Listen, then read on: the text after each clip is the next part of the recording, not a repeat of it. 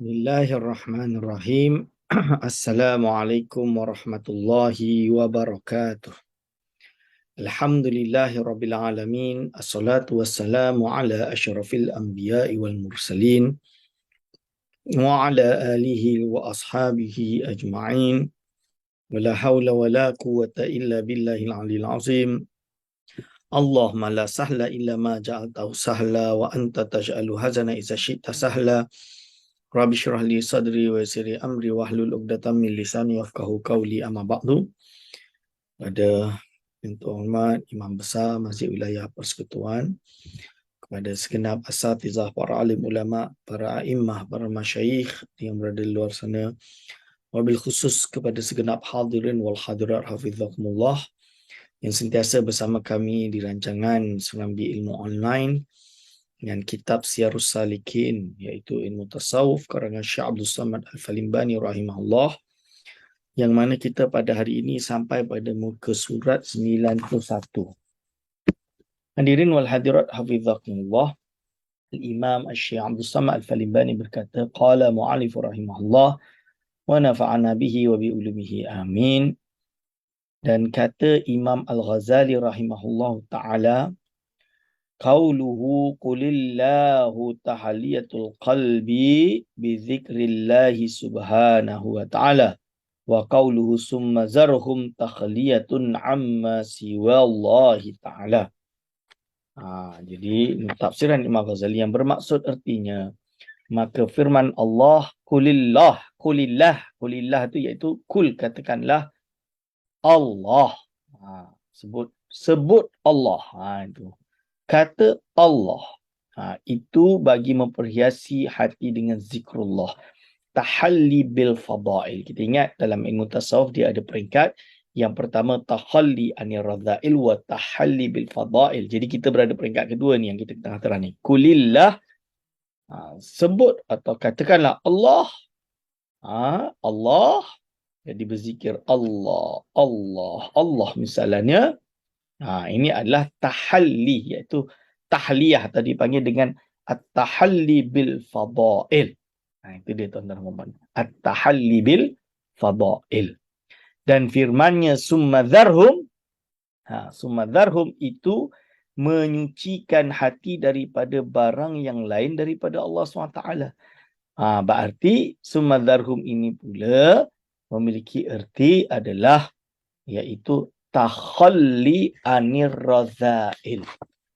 Iaitu takhalli anir radha'il. Thumma dharhum iaitu kemudian tinggalkan olehmu.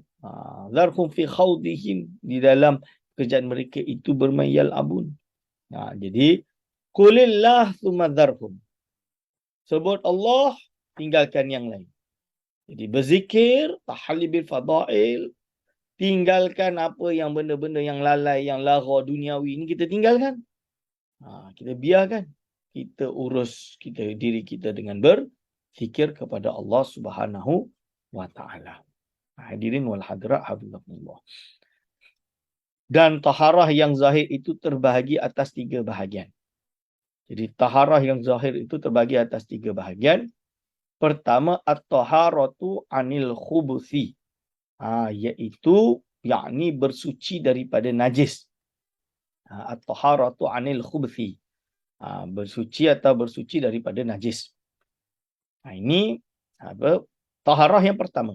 Maqam yang pertama adalah pembersihan, suci daripada najis. Simple.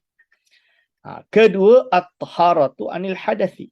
Yakni bersuci daripada hadas. Iaitu bersuci daripada hadas, maksud dia iaitu bersuci daripada hadas yang jadi junub, daripada tak ada wuduk contohnya, hadas kecil atau hadas besar. Yang ketiga, at-taharatu an fadhalatil badan. Yakni bersuci daripada sesuatu yang mencemarkan bagi anggota. Dan jikalau ada ia suci sekalipun, dan bersuci daripada yang membawa kepada kehinaan pada badan dan yang membawa kepada aib pada badan, seperti yang lagi akan dibicarakan itu. Okey. Hadirin wal hadirat hafizakumullah, sekarang kita masuk pada bahagian Yang pertama, bersuci daripada najis. Ini nak bahas tentang bersuci daripada najis. Dan di dalamnya ada 5 fasal. So, ada 5 fasal tentang bersuci daripada najis. Fasal yang pertama pada menyatakan ain najis. Ain najis. Ketahui olehmu bahawasanya ain itu suatu ada kalanya haiwan, yakni binatang, dan ada kalanya juzuk daripada haiwan itu, dan ada kalanya yang lain daripada haiwan dan lain daripada juzuk haiwan itu. Ini adalah bahagian-bahagian daripada najis. So macam mana najis? Ikut yang mana? Adapun haiwan yang hidup itu semuanya suci melainkan anjing. Jadi haiwan yang hidup ni semuanya suci melainkan anjing. Haiwan yang hidup ni semuanya suci melainkan anjing dan babi, maka keduanya itu najis sama ada ia hidup atau mati. Kecuali anjing dan babi, ini jelas najis sama ada hidup ataupun mati. Kalau binatang lain itu suci asasnya. Dan demikian lagi menjadi najis binatang yang diperanakkan daripada kedua itu. Ataupun ada binatang lain tapi berkumpul dengan dengan anjing atau babi. Keluar hasil dia. Peka contoh dia kan. Itu tetap najis sebab ma yatawalladu minhuma, apa yang terlahir daripada keduanya. Itu adalah salah satu daripada keduanya itu berserta dengan binatang lain yang suci, atau jadi anak turun binatang tu, atau ada binatang suci kahwin atau berkumpul dengan binatang yang najis tadi, iaitu anjing atau babi, maka anak dia pun yang keluar daripadanya juga najis. Okey, jelaskan. Dan semua bangkai haiwan itu najis melainkan 5 perkara. Semua binatang haiwan ini najis melainkan 5 perkara. Kalau 5 perkara, bangkai dia tak najis. Pertama, bangkai manusia. Jadi manusia yang mati, yang tidak disembelih, of course manusia itu tak boleh disembelih. Dalam erti bukan tak disembelih, maksud dia bangkai dia tu bukan berarti kalau disembelih berarti jadi tak bangkai, bukan. Na'udzubillah min zalik. Tak macam tu. Ni nak tasawurkan isu ni. Jadi manusia itu sentiasa suci. Bangkai manusia ini mati dalam keadaan apapun sentiasa suci. Kedua, bangkai ikan. Bangkai ikan iaitu ikan mati di dalam laut kita dapat atau kita tangkap hidup lepas tu dia mati. Memang ikan tak disembelih tuan-tuan dan puan-puan. Ini tetap suci. Yang ketiga, bangkai belalang. Binatang tidak ada darah misalnya, belalang, bangkai belalang juga suci. Keempat, ulat yang jadi di dalam buah-buahan atau yang jadi daripada memakan makanan. Jadi ulat dia jadi sebab dia daripada buah. Jadi dia keluar dari buah contohnya. Atau jadi daripada memakan makanan, dari makanan-makanan tu keluar jadi binatang, jadi lava ke, jadi ulat ke. Ini suci sebab dia datang daripada perkara yang suci. Geli ke tak itu bahas lain lah. Kelima, sekalian bangkai binatang yang tiada baginya darah yang mengalir seperti lalat dan semut, dan nyamuk atau kutu. Ini yang tadi. Okey, yang kelima iaitu binatang yang seperti ini dan kutu dan barang sebagainya. Maka jika jatuh segala bangkai yang tersebut itu ke dalam air yang sedikit dengan tiada disengaja, nescaya tiada jadi najis air itu. Hadirin wal hadirat, hafizakumullah. Demikianlah disebutkan oleh Al-Imam Al-Ghazali rahimahullah di dalam Ihya Ulumuddin, kerana mengikut, kalau nak rujuk kita asal iaitu juz 1 muka surat 128, kerana mengikut Al-Imam Al-Ghazali rahimahullah ta'ala dan muafakat ia dengan Imam Hanafi, bahawasanya bangkai yang 5 bahagi itu suci. 5 bahagi itu suci. Tetapi disebutkan oleh setengah fuqaha.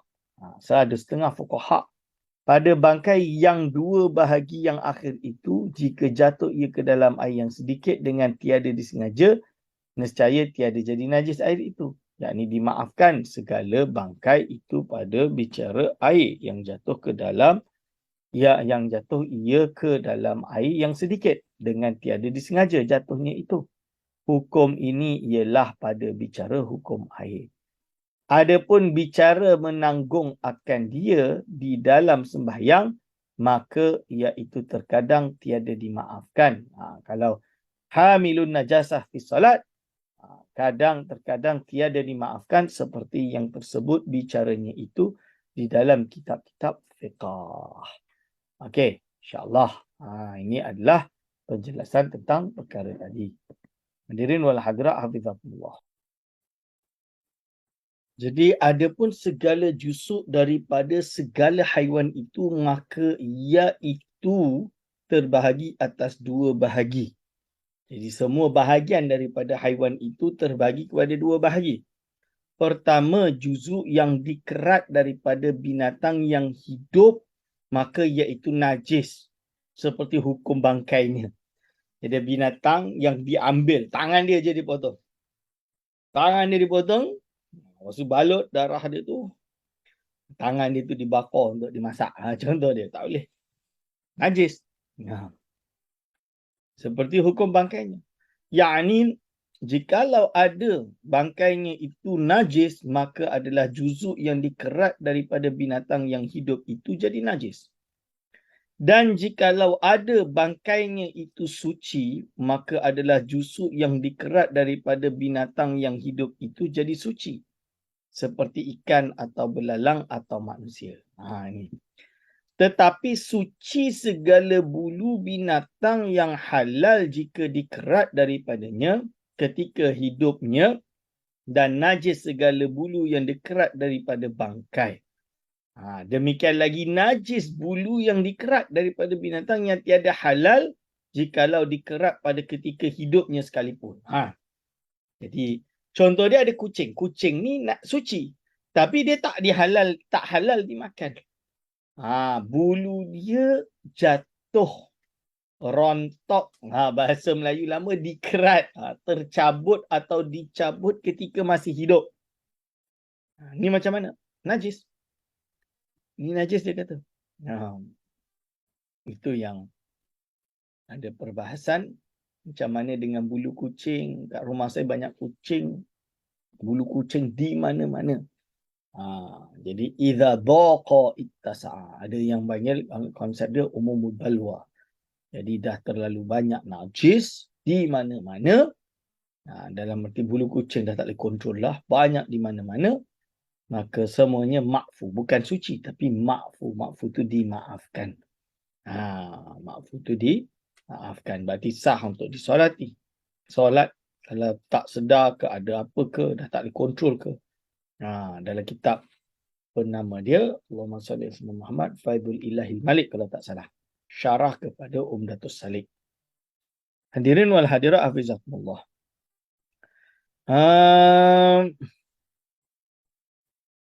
Lalu disebut di sini, dan demikian lagi najis tulang seperti bangkai dan kulitnya dan tanduknya dan giginya.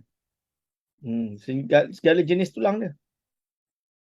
Dan demikian lagi najis gading gajah. Gading gajah tu pada mazhab Imam kita Syafi'i, tetapi pada mazhab Imam Hanafi suci. Di mazhab Syafi'i najis lah, tapi mazhab Hanafi suci. Dan demikian lagi zabat, yakni jebat musang. Iaitu suci pada mazhab Imam Ahmad bin Hanbal. Zabat suci tetapi pada mazhab, menurut Imam Mazhab Ahmad bin Hanbal, zabat itu adalah najis. Zabat itu adalah najis. Zabat atau jebat musang ialah kasturi atau sesuatu yang wangi yang ada pada musang kasturi atau musang pulut. Dia macam misik. Misik daripada musang. Itu.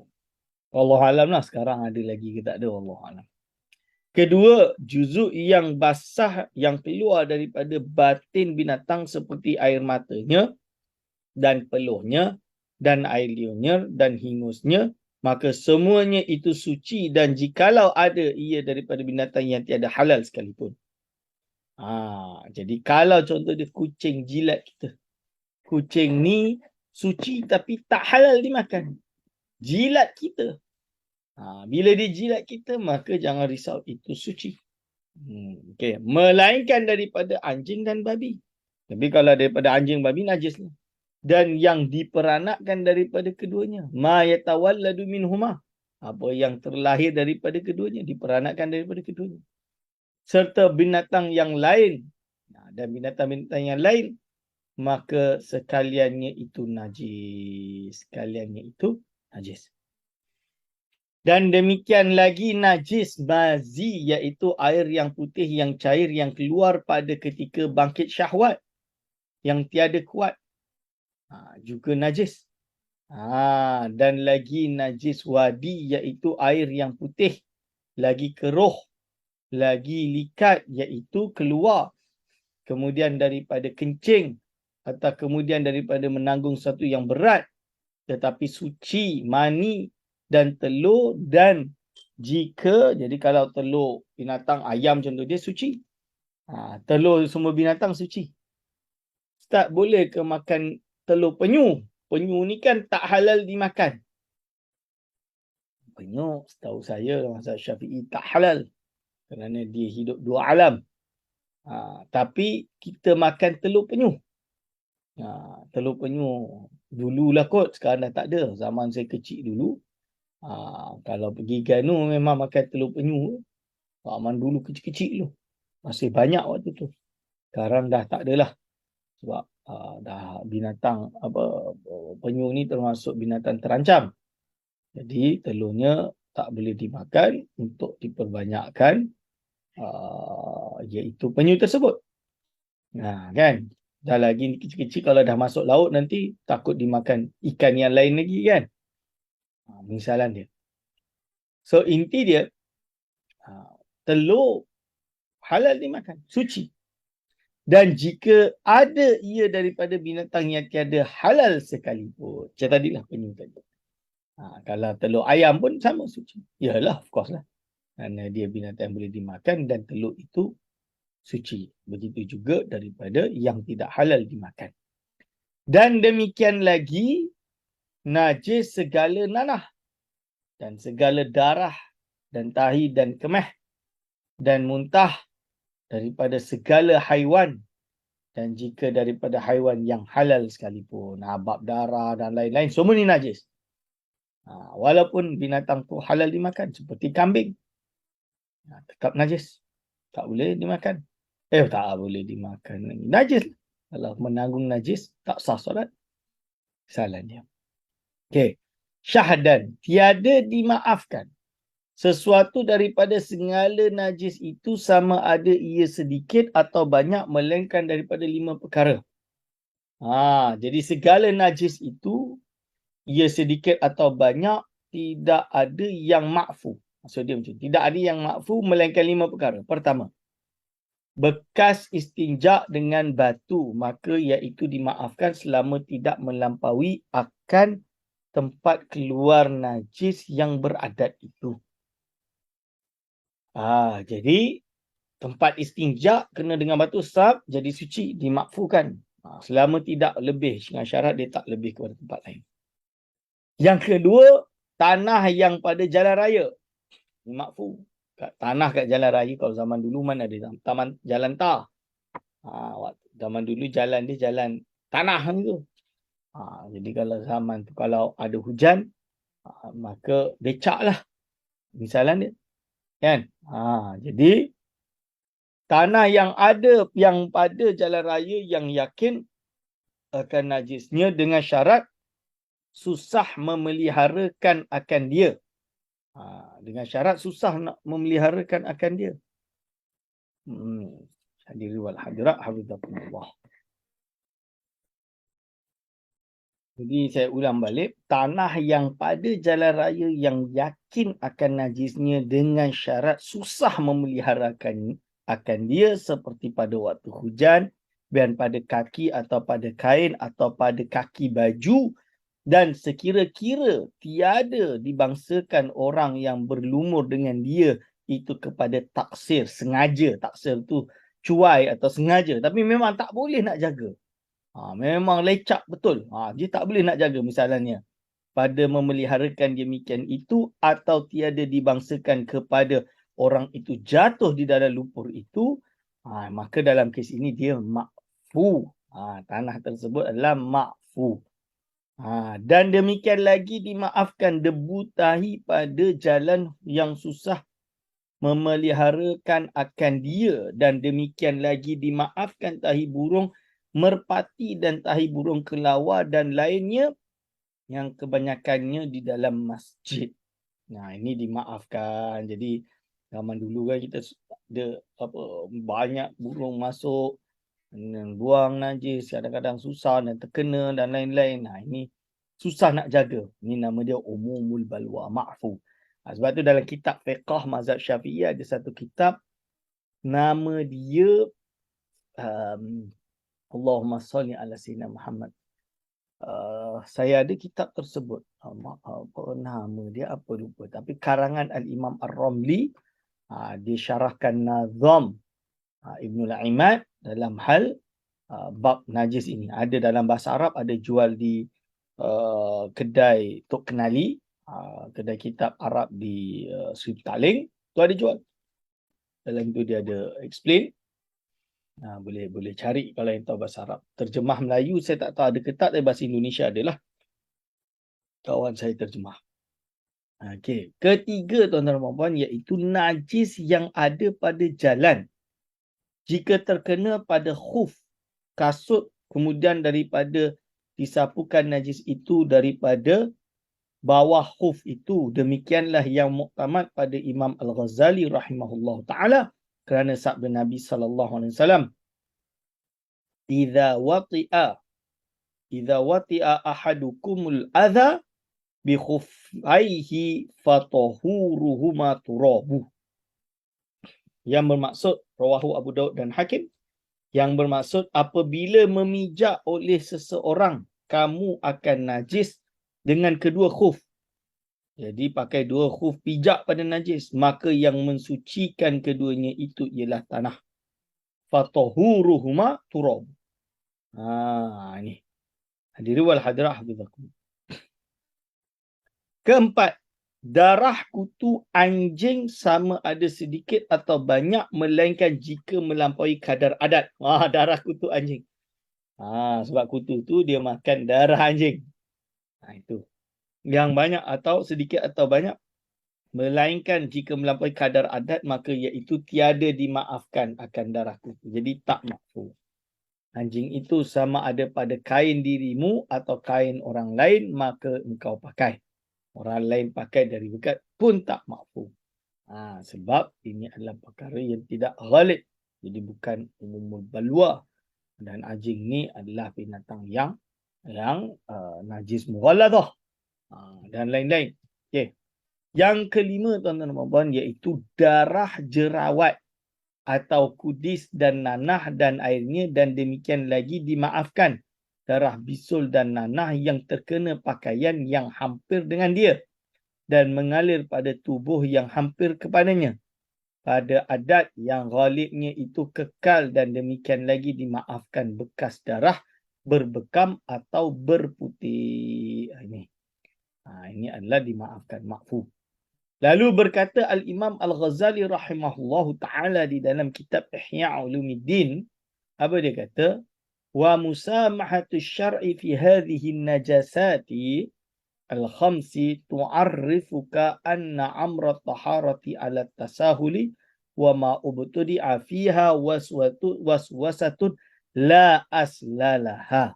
Yang bermaksud, iaitu apa? Memaafkan syariat Islam pada najis yang 5 ini untuk memberitahu akan dikau bahawasanya. Jadi bila kita tahu kenapa syarak memberi ma'fu, atau tasamuh ma'fu kepada 5 jenis najis ini, itu sebenarnya secara tidak langsung memberitahu akan kita semua bahawasanya perbuatan taharah itu berdasarkan atas kemudahan. Jadi perbuatan taharah ini adalah atas kemudahan, tasahul. Alat tasahuli. Dan membanyakkan was-was pada taharah itu iaitu hukum orang yang bid'ah jua, bukan hukum syarak. Jadi justru kita dalam bab taharah ni terlalu rigid sampai was-was. Terlalu was-was sikit-sikit. Basuh, dah suci ke belum? Dah suci ke belum? Itu tak boleh, itu penyakit. Itu penyakit. Itu bid'ah di dalam hukum syarak. Maksudnya bukan tuntutan dalam bab ini. Kan? Ubtudi'ah. Jadi sengaja dibuat. Yakni adalah hukum bicara air suci daripada najis itu dimudahkan oleh syarak.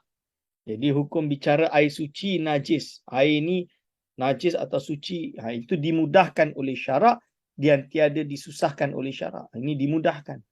Jadi dia tak menyusahkan oleh syarak. Tapi syarak menuntut ia untuk dipermudahkan.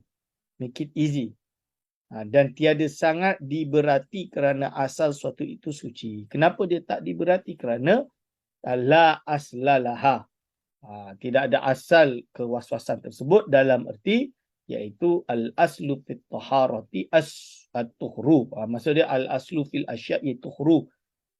Dan tiada sangat diberati kerana asal sesuatu itu al-aslu fil asya' at-tuhru. Asal sesuatu itu adalah suci. Ni dia tuan-tuan dan puan-puan. Okey. Maka tiada kita hukumkan akan najis sesuatu itu melainkan bila kita ketahui dengan yakin akan najisnya atau kita lihat akan ain najis itu. Jadi kita tak boleh nak hukum suatu itu najis melainkan kita tengok ketahui ain najis. Ini najis. Tu. Dia tak boleh, ni najis lah. Tak boleh. Dia kena betul. Ain najis itu. Jika syak kita akan suatu itu pada najisnya, kita ragu-ragu ini najis ke tak, maka hendaklah kita yakinkan akan sucinya dan sahlah kita sembahyang sertanya atau di atasnya, dan janganlah diperiksakan alamat yang menunjukkan akan ihtimal najisnya itu. Okey. Dan lagi jangan membanyakkan was-was di dalam hati pada yang demikian itu, kerana syarak telah menghukum akan sucinya itu. Jangan lagi memperbanyakkan was-was. Was-was ni termasuk mainan syaitan. Ni. Itu kalau boleh kita kena ada yakin tu kena ada. Iktimad tu kena ada. Yakin tu kena ada. Dan membanyakkan was-was pada taharah itu iaitu hukum orang yang bid'ah jua, bukan hukum syarak. Jadi membanyakkan was-was pada taharah itu justru adalah orang yang bid'ah jua, bukan hukum syarak. Adapun sesuatu yang lain daripada haiwan, macam mana dengan sesuatu yang lain daripada haiwan dan yang lain daripada juzuknya, itu maka iaitu seperti batu dan kayu dan tanah dan lainnya, maka iaitu sekaliannya itu suci, melainkan sesuatu yang cair yang memabukkan seperti khamr yakni arak, iaitu yang jadi daripada air anggur, dan nabis iaitu yang dijadikan daripada air tuak atau daripada air tapai yang sangat memabuk sekira-kira menghilangkan akal atau barang sebagainya, kerana sabda Nabi SAW, kullu muskirin khamrun wa kullu khamrin haramun. Hadis ini riwayat Imam Muslim rahimahullah ta'ala. Artinya, tiap-tiap sesuatu yang cair yang memabuk itu arak, dan tiap-tiap arak itu adalah haram. Hadirin wal hadirat hafizakumullah. Jadi ini menerangkan bahawa iaitu jadi khamr itu haram. Kan? Termasuk iaitu jadi daripada air anggur, atau nabis iaitu jadikan daripada air tuak, daripada air tapai yang sangat memabuk sekira-kira menghilangkan akal atau barang sebagainya. Ini semua najis. Jadi khamr tu adalah najis yang datang daripada anggur.